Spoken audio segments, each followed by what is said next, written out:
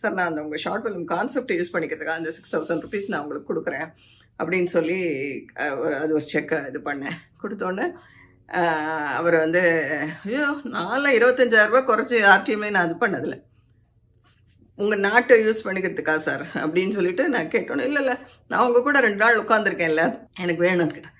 எனக்கு I'm totally shocked. ஏன்னா இதுவரையில் எத்தனையோ அசிஸ்டன்ட்ஸ், எத்தனையோ கதாசிரியர்கள், எத்தனையோ பேர் ஒரு நட்புறாய் ஒருத்தர் பேசிக்கிறாங்க. எவ்வளவோ பேர் ஆண்கள் பாதி பேர் வந்து எனக்கு தெரிஞ்ச நண்பர்கள் வந்து சம்பளமே வாங்காமலாம் கடைசி வரையில் ஒர்க் பண்ணிட்டு ப்ராஜெக்ட் சக்ஸஸ் ஆனோன்னா 2 பேரும் அது பேமெண்ட் வாங்கிப்பாங்க. அந்த அளவுக்கெல்லாம் ஒருத்தருக்கு ஒருத்தர் உதவி செஞ்சுக்கிற இந்த சினிமா சர்க்கிளில் இவர் வந்து இதுதான் சாக்குன்னு சொல்லி இந்த 2 நாள் வந்து அவருடைய சொந்த கதைகளை பேசினேன்.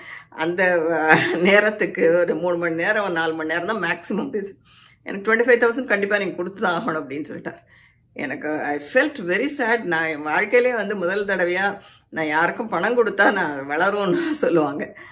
ஆனால் என் மனசு வருத்தப்பட்டு நான் இன்றைக்கி வந்து இதை நான் வந்து இன்னும் கிளியராக நான் பேசியிருந்திருக்கலாமோ, ஏன் நான் அப்படி இது பண்ணேன், அவசரப்பட்டு இன்னொருத்தரை நான் இந்த மாதிரி ஜாயின் பண்ணிட்டேன். முதலே பேசி கூட இந்த மாதிரி இவர் இதில் இருக்காருன்னு சொல்லிட்டு வருத்தப்பட்டு நான் கொடுத்தேன் அந்த பணம்.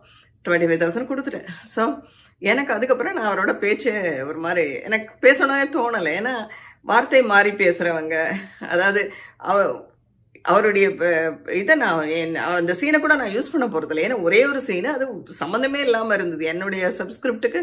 அது வந்து எனக்கு டோட்டலாக அந்த கேரக்டர்ஸ் பிடிக்கல. அவர் எழுதின அந்த ஒரு 2 பேஜோ இன்னும் எழுதியா இருந்துச்சு. ஸோ அதுக்கான விலை வந்து ரொம்ப ஜாஸ்தி. அதை வந்து ஒரு மனிதாபிமான அடிப்படையிலேயே பார்க்காம அவர் அப்படி கேட்டதெல்லாம் எனக்கு ரொம்ப வருத்தமாக இருந்தது. ஸோ எனிவே அது போகட்டும். ஆனால் அதுக்கப்புறம் அந்த நாட்டை நம்ம இது பண்ணியாச்சு, அவருக்கு பைசா கொடுத்தாச்சுன்னு சொல்லிட்டு அதுக்கு நான் வந்து சின்ன ஷார்ட் ஃபிலிம் ஒன்று அதுக்கு ஒரு ஸ்க்ரீன் பிளே எழுதி அது பண்ணேன். அதுக்கு வந்து நிதின் சத்யா வந்து ஹி ஆக்டட் வெரி குட், கேஷுவலாக பண்ணார், அதை ஜாலியாக